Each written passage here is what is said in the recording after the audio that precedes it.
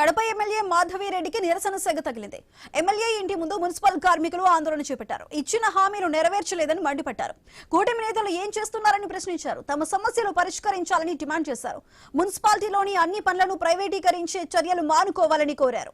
4 నెలల క్రితం దీక్ష చేపట్టిన సమయంలో మున్సిపల్ అధికారులు ఇచ్చిన హామీలు నెరవేర్చాలన్నారు.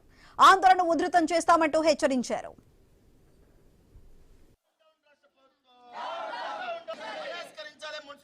సమస్యలు వెంటనే మున్సిపల్ కార్మికులందరినీ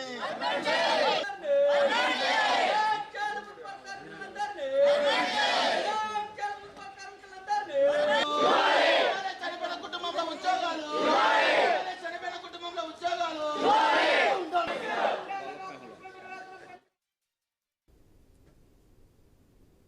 కడప ఎమ్మెల్యే మాధవిరెడ్డికి నిరసన సెగ తగిలింది. ఎమ్మెల్యే ఇంటి ముందు మున్సిపల్ కార్మికులు ఆందోళన చేపట్టారు. ఇచ్చిన హామీలు నెరవేర్చలేదంటూ మండిపడుతున్నారు. కూటమి నేతలు ఏం చేస్తున్నారంటూ ప్రశ్నిస్తున్న సిచ్యువేషన్ కనిపిస్తుంది. తమ సమస్యలు పరిష్కరించాలంటూ అక్కడ ఉన్నవారు డిమాండ్ చేస్తున్నారు. మున్సిపాలిటీలోని అన్ని పనులను కూడా ప్రైవేటీకరించే చర్యలు మానుకోవాలంటూ కోరారు. 4 నెలల క్రితం దీక్ష చేపట్టిన సమయంలో మున్సిపల్ అధికారులు ఇచ్చినటువంటి హామీలు నెరవేర్చాలంటున్నారు.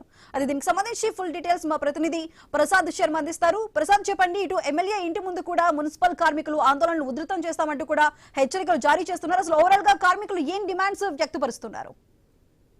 సుధా, ఇవాళ ఏదైతే కడప ఎమ్మెల్యే మాధవిరెడ్డి ఇంటి ముందర సిఐటి ఆధ్వర్యంలో పెద్ద ఎత్తున మున్సిపల్ కార్పొరేషన్ సంబంధించిన కార్మికులు సిఐటి ఆధ్వర్యంలో ఆందోళన చేపట్టడం జరిగింది.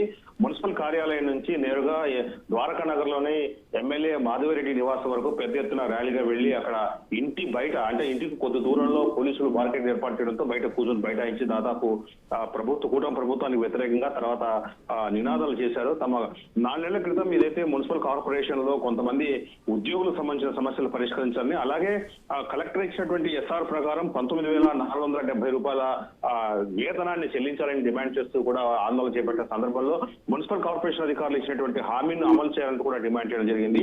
అలాగే మున్సిపల్ కార్పొరేషన్ పరిధిలో అనేక పనులను, అంటే శానిటేషన్ కావచ్చు, లైటింగ్ కావచ్చు, ఇతర వాటర్ వర్క్ సంబంధించినటువంటి అనేక పనులకు సంబంధించి ప్రైవేటు వ్యక్తులకు అప్పగించే కార్యక్రమం పెద్ద ఎత్తున కొనసాగుతుంది. దీనివల్ల అల్టిమేట్ గా మున్సిపల్ కార్మికుల మీద ప్రభావం చూపడం మీద కాదు, దాని భారం కూడా ప్రజలపై పడే అవకాశం ఉందని కూడా వారు ఆందోళన వ్యక్తం చేస్తున్నారు.